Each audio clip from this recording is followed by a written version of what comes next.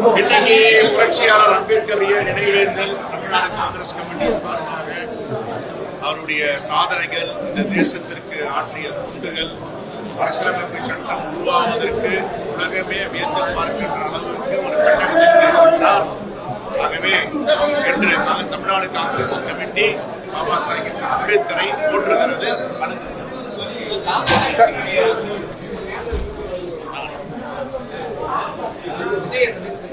எங்களுக்கு தெரியலங்க.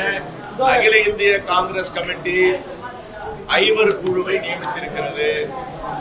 திரு கிரீஷ் சோடங்கர் தலைமையில நாங்க மரியாதை நிமித்தமா சந்திச்சோம். ஓகே, அவர்கள் குழு அமைக்க போறாங்க. அந்த குழுவோட பேச்சுவார்த்தை நடத்தவிருக்கிறோம். இதுதான் எங்களுக்கு தெரியும். அகில இந்திய காங்கிரஸ் கமிட்டியுடைய வழிகாட்டுதல் இவ்வளவுதான். வேற எதுவும் எங்களுக்கு தெரியாது.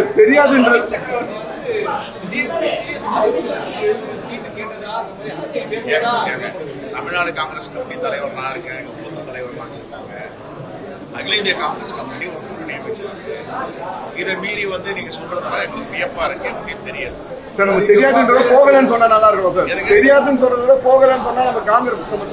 எனக்கு தெரியலையே அதை பத்தி. நீங்க சொல்றீங்க, நம்ம ஊடகங்கள்ல பாக்கல, பத்திரிகையில படம் வரல, அவரும் சொல்லல. அப்படி சொன்னா நான் என்ன பண்ணுவேன், அகில இந்திய தலைமைக்கு கடிதம் எழுதுவேன். இது மாதிரி போய் பார்த்திருக்காங்க, நீங்க அனுப்பியிருக்கீங்களா அப்படின்னு கேட்பேன். ஒண்ணுமே தெரியாத எல்லாம் யூகங்களின் அடிப்படையில் எப்படி சொல்ல முடியும்? எனக்கு தெரியாது.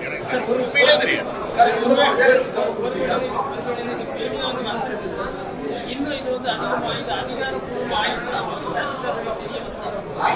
மீண்டும் மீண்டும் அதிகாரப்பூர்வமான பேச்சுவார்த்தை அகில இந்திய காங்கிரஸ் கமிட்டி தலைவர் மல்லிகார்ஜுன கார்கே அவர்கள் அமைந்த குழு தான் அதிகாரப்பூர்வமான கமிட்டி. கிரீஷ் சோடங்கர் தலைமையில் இருக்கிறது தான் அதிகாரப்பூர்வமான கமிட்டி. அவங்க தான் பேசிட்டு இருக்கோம். நீங்க சொல்ற யூகங்களுக்கு எல்லாம் பதில் சொல்ல முடியாது. எதை பத்தி எங்களுக்கு தெரியல. அப்ப அகில இந்திய தலைமைக்கு நாங்க கேட்போம்.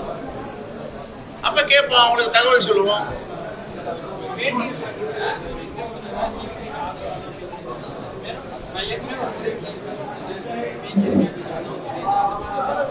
எங்களுக்கு அதை பத்தி ஒண்ணு தெரியலங்க. எங்களுடைய அகில இந்திய காங்கிரஸ் கமிட்டி தலைமை வழிகாட்டுதல்ல கிரீஷ் சோடங்கர் தலைமையில 5 குழுவை நியமித்திருக்கிறார்கள். நாங்க ஏற்கனவே மரியாதை நிமித்தமாக சந்தித்து வந்திருக்கோம். சந்திச்சுட்டு வந்த பிறகு அவர்கள் ஒரு குழு நியமிச்சு நீங்க பேசணும்னு சொல்லியிருக்காங்க. நாங்க பேசுவோம். சார், மக்கள் நீதி மையமா புதுசா திமுக கூட்டணியில இப்போ அங்கம் வகிச்சிருக்காங்க. ஏற்கனவே நீங்க 25 இடம் வாங்கினீங்க. 63, 41 தொடர்ச்சி இப்போ 25 இடம் வாங்கிருக்கீங்க. இந்த மக்கள் நீதி மையம் வந்தனால உங்களோட இடத்த குறைவாக வாய்ப்பு இருக்கிறது. மரியாதையான எண்ணிக்கை, கண்ணியமான எண்ணிக்கை. எங்களை எண்ணிக்கை திமுக குறைச்சி மதிப்பிடாது. அது அகில இந்திய காங்கிரஸ் தலைமையுடைய வழிகாட்டுதல்ல நாங்க பேசுவோம். ஓகே, டிசம்பர் 14ஆம் தேதி எல்லோரும் டெல்லியில் கூட இருக்கிறோம். வாக்குக்கு எதிராக அங்கே நடக்கின்ற ராம்லீலா மைதானத்தில் ஆயிரக்கணக்கான மக்கள் தமிழ்நாட்டிலிருந்து தோழர்கள், தொண்டர்கள் அனைவரும் தலைவர் பெருமாள் திருப்பதி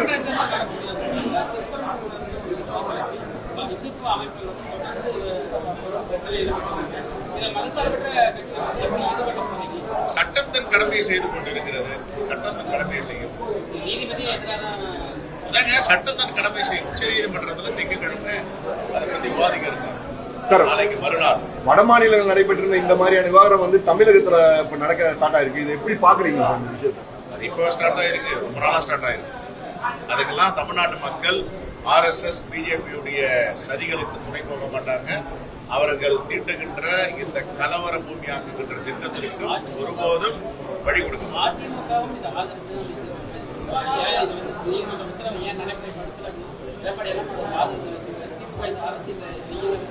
அதிமுக பாஜகவின் முழு அடிமையாயிட்டாருங்க. அவங்க சொல்றதெல்லாம் ஒரு பேச்சா? அவங்க எழுதி கொடுக்கறத படிப்பாரு, அவங்க எழுதி கொடுத்த சொல்லுவாரு, அவங்க என்ன சொல்றாங்களோ பேசுன்னா பேசுவாரு. அப்படின்னா SIRக்கு போயிட்டு யாரும் ஆதரவா ஜனநாயக சக்திகள் யாரும் 1 மாசத்துல SIR முடிக்கிறதுக்கு ஆதரவு சொல்லுவாங்களா? ஆதரவு தெரிவிச்ச பெருமகனார் EPS தானே. அந்த EPS தான் தெரியும் எல்லாமே.